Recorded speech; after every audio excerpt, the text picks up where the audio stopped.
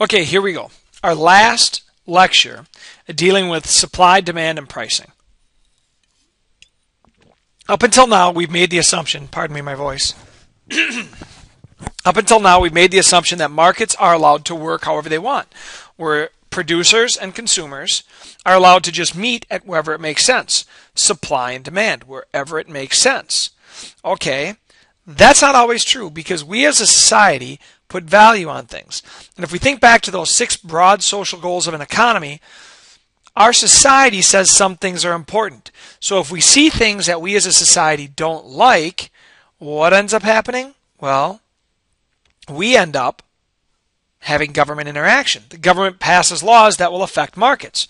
And these are going to be called floors and ceilings. So we start off with our market price. Excuse me. So we have our graph, as always, with our price at 10 and our quantity at 10. And if the government leaves everything alone, we have natural equilibrium, which means balance. This occurs at $10. So our prices are naturally going to move to this point where we have sorry about that, where we have a quantity produced and consumed at 10. Where we produce 10, we consume 10, and the price is $10.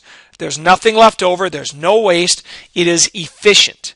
There is no waste. Now, this doesn't mean that everyone is happy because there are still people who would like the product, but the problem is it's too expensive. And companies would like to produce more, but they can't charge enough to produce more. So this is the best possible scenario. Remember, we haven't gotten rid of scarcity. There still isn't enough. We've just said, how do we get the most efficient solution? All right. Well, here's the problem then. The government comes in and for whatever reason, they say, no, you cannot charge $10 for this.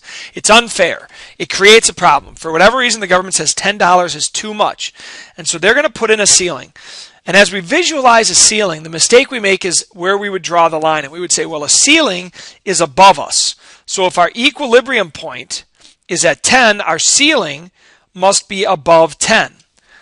I don't want you to think about it that way. What I want you to think about is this. What is the function of a ceiling? It's to prevent things from going above it. A ceiling is the top. And so think about the room at the school. I'm on the 2nd floor. If you're on the 1st floor, what prevents you from going up besides gravity? Well, the ceiling. So I want you to think about it that way, and that'll help you understand where to draw the line. A ceiling always occurs below the equilibrium point, and it is a horizontal line. And so now we see the government has instituted a ceiling at $8. In other words, we cannot sell our product for more than $8.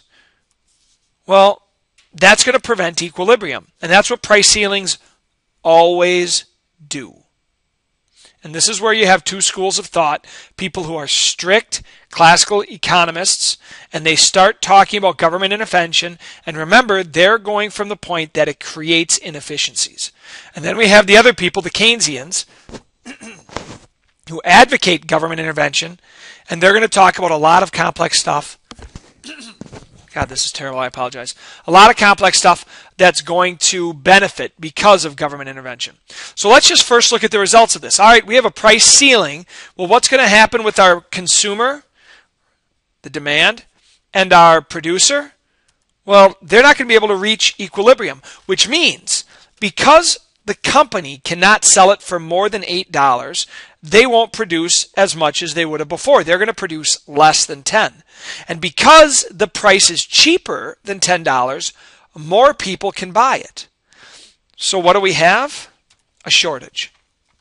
Price ceilings always create shortages. That's when there's more demand for a good than there is supply. Think about right before Christmas and a new video game console comes out. What do we always see?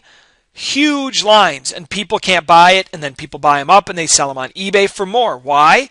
Because the company didn't make as much as people wanted and were able to pay for. So price ceilings always cause a shortage.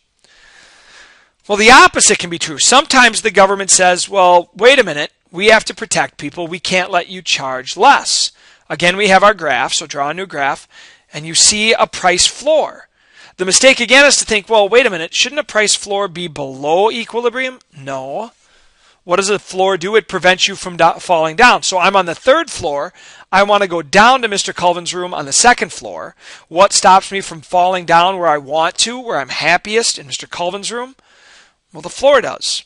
For those of you that have Mr. Lutz in the future, you'll understand how the happiness factor comes into the floor. The floor stops you from being happy. It keeps you in Mr. Lutz's room. It doesn't allow you to fall down back into Mr. Colvin's room where everything is sunshine and rainbows and unicorns. So the price floor prevents equilibrium. Again, we see it stops our buyers on the demand line and our producers, sellers on the supply line from getting down where they want to be happy at $10. Well, this is a problem because now people only want to buy less than 10. See if we draw this line here. Less than 10. Why? Because the price is too much. It's $14. Suppliers want to sell a lot of it. They want to produce more than 10. Why? Because they get to charge $14. Well, what's the problem? We have a surplus. We have too much.